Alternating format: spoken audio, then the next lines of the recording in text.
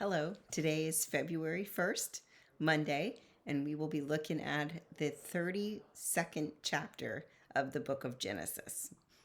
We've used up all the days in January, but there's still more Genesis to be looked at. If you'll remember, we left our ancestor Jacob battling it out with his father-in-law slash uncle um, because there was just like some mistrust there, but they made peace. They made a covenant between themselves. Laban kissed his grandchildren and his daughters goodbye, and Jacob went on his way in peace.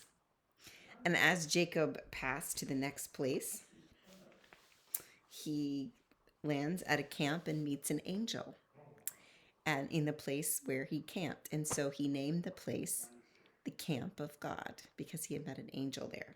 Now, this little mention of the angel is going to be important a little bit later, but it's mentioned here, and then we carry on with another story. The other part of the story is that Jacob gets a notion to, and this is reading into what happens. Based on what happens, we get this idea that Jacob has a notion to reconcile with his brother Esau.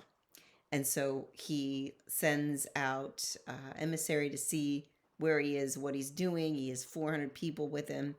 And so they plan to meet, and Jacob has this great idea that he is going to, because the 400 people, it looks kind of tense for Jacob. Jacob's a little nervous about this encounter, that he might kill everyone. So he makes several presents to his brother, sends a whole bunch of livestock off in the first group, and says, when you come into contact with Esau, let him know that this is a gift from Jacob.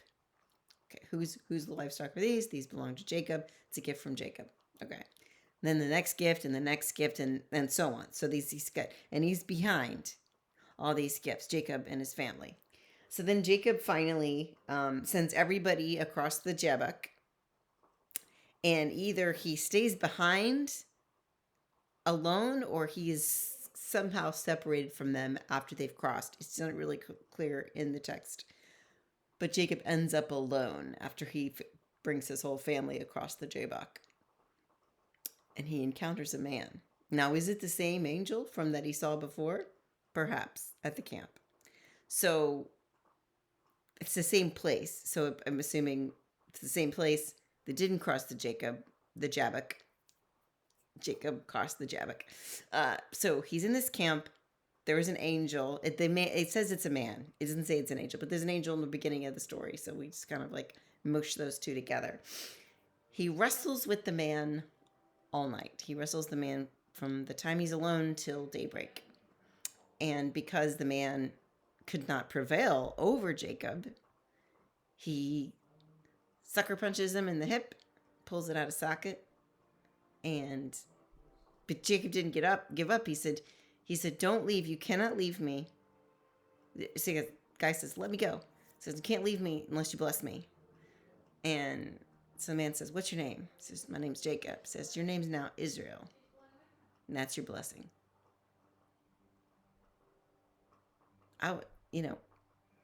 What's your name? My name's Emily. Well, your name's now Martha. That's your blessing. Stayed up all night for that? Israel. This is a blessing. He would become the father of all of Israel. Jacob is Israel now. So this is a huge deal to the Israelites especially. And the reason why they don't eat a certain part of the hip socket because of this story about being hit in the hip socket. So,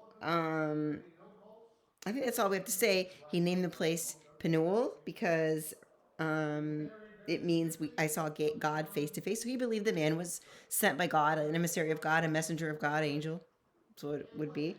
And so he named that place Penuel, and that's the end of the chapter. I know we've got this whole situation going on with Esau, and we don't have a resolution to it. Stay tuned. Have a beautiful day.